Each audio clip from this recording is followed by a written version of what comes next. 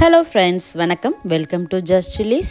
இன்னைக்கு நம்ம சேனல்ல பார்க்க போறது தீபாவளி ஸ்பெஷல் ஸ்நாக்ஸ் ரெசிபி. இன்ஸ்டன்ட்டான நல்ல மொறுமொறுன்னு தட்டை. இதுல நிலக்கடலை, பூண்டு எல்லாம் சேர்த்து பண்றதனால இது டேஸ்ட் ரொம்ப நல்லா இருக்கும், ரொம்ப கிறிஸ்பியாவும் இருக்கும். வாங்க இப்போ எப்படி செய்யறதுன்னு பார்க்கலாம். வீடியோக்குள்ள போறதுக்கு முன்னாடி நம்ம சேனலை இதுவரைக்கும் சப்ஸ்கிரைப் பண்ணலனா Just Chilies யூடியூப் சேனலை மறக்காம சப்ஸ்கிரைப் பண்ணிக்கோங்க. ஏற்கனவே நம்ம சேனலில் தீபாவளி ரெசிபிஸ் அப்லோடு பண்ணியிருக்கிறேன். அதோட லிங்க் டிஸ்கிரிப்ஷன் பாக்ஸில் கொடுக்குறேன், வேணுங்கிறவங்க செக் பண்ணி பாருங்கள். இப்போ தட்டை பண்ணுறதுக்கு ஒரு பேனை சூடு பண்ணிக்கலாம். பேன் சூடானதுக்கப்புறமா அரிசி மாவு 1 கப்பு சேர்த்துக்கலாம். இது கடையில் வாங்கினா பேக்கெட் மாவு தான் நான் எடுத்துருக்கிறேன். அடுப்பை லோ ஃப்ளேமில் வச்சுட்டு இதை 2லேருந்து ஒரு 3 நிமிஷம் நல்லா வறுத்துக்கலாம். அரிசி மாவோட நிறம் மாறிடக்கூடாது, அதனால் ஒரு லோ ஃப்ளேம்லேயே வச்சு 2லேருந்து 3 நிமிஷம் மட்டும் வறுத்தா போதும். கை பொறுக்கிற சூடு இருந்தால் போதும். இப்போ ஸ்டவ் ஆஃப் பண்ணிவிட்டு இது ஒரு மிக்சிங் பவுலுக்கு மாற்றிக்கலாம். அடுத்ததாக பொரிகடலை 1/4 கப் எடுத்துருக்கிறேன். இதை மிக்சி ஜாரில் சேர்த்துட்டு இது ஒரு நல்ல ஃபைன் பவுடராக அரைச்சி எடுத்துக்கலாம். ஃபைன் பவுடராக அரைச்ச பொரிகடலை மாவை நல்லா ஜலிச்சிட்டு சேர்த்துக்கலாம். அடுத்து வறுத்த நிலக்கடலை 1/4 கப் எடுத்துருக்கிறேன். இது தோலெல்லாம் எடுத்துகிட்டு சேர்த்துக்கலாம். இதை கோர்ஸாக அரைச்சிக்கலாம். நல்லா ஃபைன் பவுடராக அரைக்கணும்னு அவசியம் இல்லை. பல்ஸில் ஒரு 2-3 தடவை சுற்றி எடுத்தாலே போதும். பாருங்கள், இந்த அளவுக்கு இருக்கிற மாதிரி அரைச்சிக்கோங்க. அரைச்ச நிலக்கடலையை மாவோடு சேர்த்துக்கலாம். அடுத்ததாக இதுக்கு ஒரு மசாலா ரெடி பண்ண போகிறோம். அதுக்கு மிளகு 1/2 டீஸ்பூன், ஜீரகம் 1 டீஸ்பூன், பூண்டு 4 இல்லைன்னா ஒரு 5 பூண்டு தொலியோடு எடுத்துருக்கிறேன். இது மிக்சி ஜாரில் சேர்த்துட்டு இதையும் கோர்ஸாக அரைச்சி எடுத்துக்கலாம். 1-2 இந்த மாதிரி அரைச்சிக்கோங்க. இதையும் மாவோடு சேர்த்துடலாம். அடுத்ததாக காயப்பொடி 1/4 டீஸ்பூன், மிளகாய்த்தூள் 1 டீஸ்பூன், சில்லி ஃப்ளேக்ஸ் 1/2 டீஸ்பூன். இது ஆப்ஷனல் தான், வேணா சேர்த்துக்கோங்க, வேண்டானா ஸ்கிப் பண்ணிக்கலாம். உப்பு தேவையான அளவு, பொடியாக நறுக்குன கருவேப்பிலை கொஞ்சம். அடுத்ததாக ஒரு 2 டேபிள் ஸ்பூன் கடலைப்பருப்பை நல்லா கழுவிட்டு தேவையான அளவு தண்ணி ஊற்றி ஒரு 1 மணி நேரம் ஊற வச்சுருந்தேன். இப்போ இந்த ஊற வச்ச கடலைப்பருப்பை தண்ணியெல்லாம் வடிகட்டிட்டு பருப்பை மட்டும் சேர்த்துக்கலாம். இப்போ எல்லா பொருளும் சேர்த்ததுக்கப்புறமா ஃபஸ்ட்டு மாவை நல்லா கலந்து கொடுத்துடலாம்.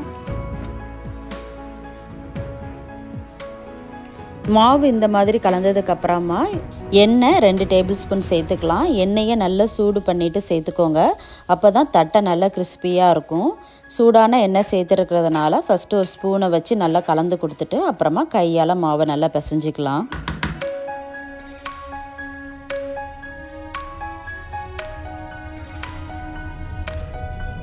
இப்போ மாவை இந்த அளவுக்கு கலந்து கொடுத்ததுக்கப்புறமா அடுத்ததாக தண்ணி தேவையான அளவு கொஞ்சம் கொஞ்சமாக சேர்த்து மாவை நல்லா பிசைஞ்சிக்கலாம்.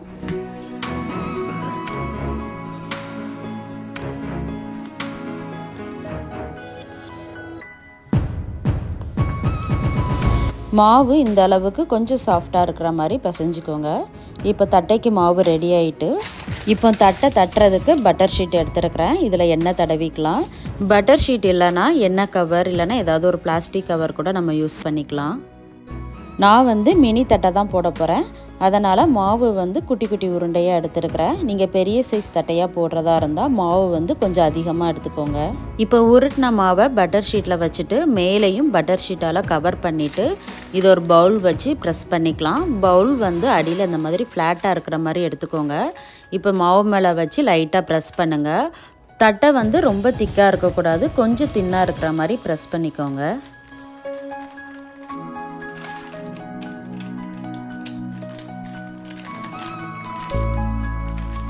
தட்டை தட்டினதுக்கப்புறமா ஃபோர்க் வச்சு இந்த மாதிரி குட்டி குட்டி ஓட்டையாக போட்டுக்கோங்க. அப்போ தான் பூரி மாதிரி உப்பாமல் வரும். அதே சமயத்தில் உள்ளே நல்லா வெந்து தட்டை கிறிஸ்பியாகவும் இருக்கும். இப்போ தட்டை பொரிக்கிறதுக்கு எண்ணெய் சூடு பண்ணிக்கலாம். எண்ணெய் நல்லா சூடானதுக்கப்புறமா அடுப்பை மீடியம் ஃப்ளேமில் வச்சுட்டு தட்டையை பொரித்து எடுத்துக்கலாம்.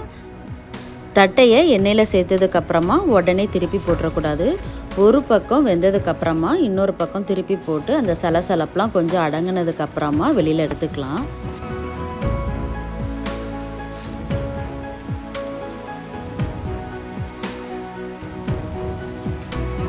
ரெண்டு பக்கமும் அப்பப்போ திருப்பி போட்டு நல்லா பொரிச்சு எடுத்துக்கலாம். இப்போ பாருங்கள், சலசலப்பு ஓரளவு அடங்கிடுச்சு, தட்டையும் நல்லா வெந்துடுச்சு. இந்த ஸ்டேஜில் தட்டையை வெளியில் எடுத்துடலாம்.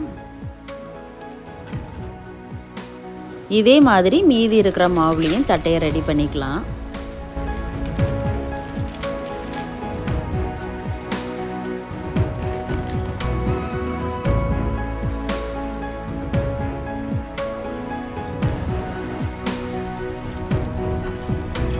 அவ்வளோதாங்க, ஒரு கிறிஸ்பியான இன்ஸ்டன்ட் தட்டை ரெடி ஆயிடுச்சு.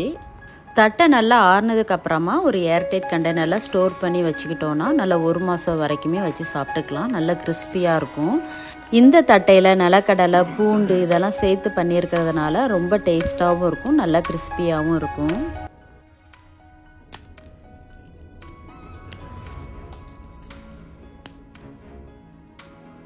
இந்த இன்ஸ்டண்ட்டான மொறு தட்டை நீங்களும் செஞ்சு பாருங்கள். செஞ்சு பார்த்துட்டு எப்படி இருக்குன்னு மறக்காமல் கமெண்ட்டில் சொல்லுங்கள். வீடியோ பிடிச்சிருந்தா லைக் பண்ணுங்கள், உங்கள் ஃப்ரெண்ட்ஸ் அண்ட் ஃபேமிலிக்கு ஷேர் பண்ணுங்கள். ஜஸ்ட் சில்லிஸ் யூடியூப் சேனலை மறக்காமல் சப்ஸ்கிரைப் பண்ணிக்கோங்க. தேங்க்ஸ் ஃபார் வாட்சிங்.